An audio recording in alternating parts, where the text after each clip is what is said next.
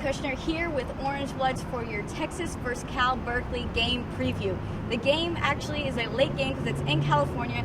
Kicks off at 9:30 Central Time on Saturday night. So last week that Texas beat UTEP 41-7, which sounds like a very sounds like a blowout game, but it really wasn't, with a 21-7 score at halftime. Texas had 416 yards, but they allowed 208 yards. Both teams had 3 third-down conversions. Texas had 245 passing and 171 rushing yards. D'Onta Foreman was hurt, so Chris Warren took all the reps, and he only had 95 yards rushing, so it wasn't Texas's strongest rushing game. Of UTEP's 208 yards, 135 were rushing and 73 were passing. Out of those 135 rushing yards, 123 came from running back Aaron Jones.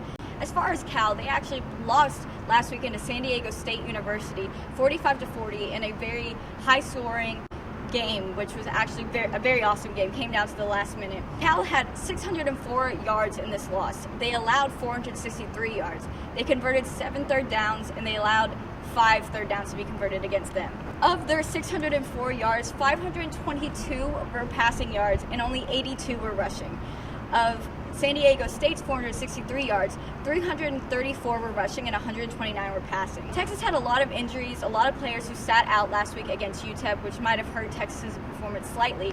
But Charlie Strong says every injured starter is going to be playing against Cal. So no injuries to report. Cal's players to watch for are Davis Webb, the quarterback, who had 522 passing yards last week. He did have 19 rush yards included with that. He had 5 touchdown passes, but he also had 3 interceptions. As far as his go-to receiver, Chad Hansen, the wide receiver, had 190 yards last week and 1 touchdown out and 14 receptions. He's kind of the go-to guy, was the go-to guy in their first game against Hawaii and last week against San Diego State.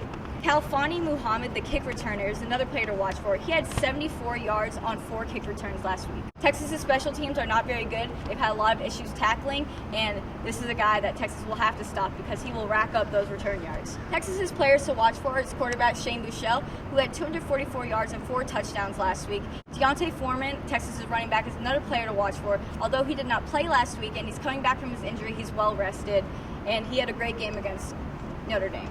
Brandon Jones is another player to watch for. He was huge on Texas's defense last week, blocked a kick. He was playing with a lot of enthusiasm, maybe a little bit of pent-up anger because he was going at it last week. He's going to be a very serious person for Cal's offense to look for because he's going to be coming for them real hard. Of Cal's dangerous plays, it's really just the deep ball. They love to throw the ball, as you could see from Webb's 522 passing yards last week. They throw the ball. They are a passing team. They don't run the ball much, and anytime that he is throwing the ball, Texas will have to be on alert and cover the field, cover the receiver, otherwise it could lead to a touchdown. Texas's dangerous play is really anything involving Gerard Hurd. Since he has recently moved from quarterback to wide receiver, there's not a lot of tape on him. They did use the trick play with him against UTEP, which I was pretty surprised because I wouldn't expect a trick play to come out against UTEP. Maybe there will be more trick plays with Gerard Hurd this weekend, Wildcats, whatever it may be.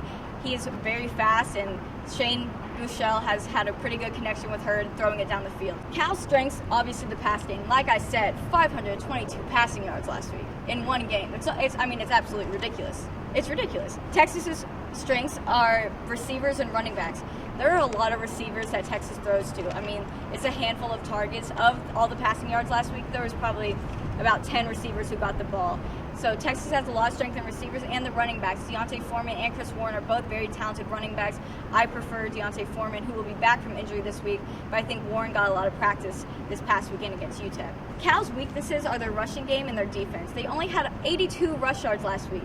And like I said, 522 passing yards. They had 189 rush yards the week before against Hawaii, but still huge discrepancy with pass yards and rush yards. As far as their defense goes, they allowed 463 yards last week from San Diego State University, and most of those yards were rushing. And the week before against Hawaii, they allowed 482 yards. It was really split half and half, basically right down the middle of passing and rushing yards.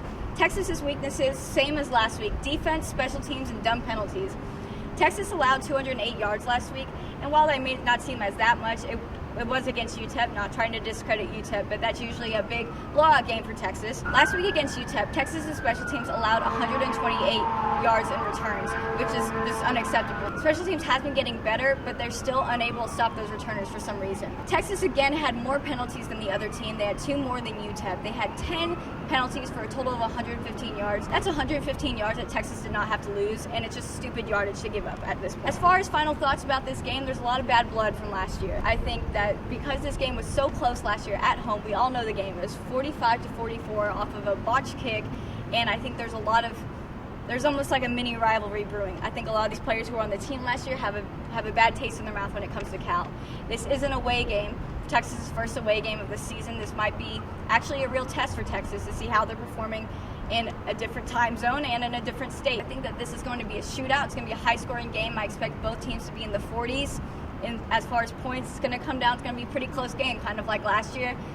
Not 100% sure who's going to pull out the win. It could really go either way. It's really going to come down to the last minute. All right, guys, thank you for watching. Follow me on Twitter. I'll be live tweeting the game as always, and I will see you guys next time.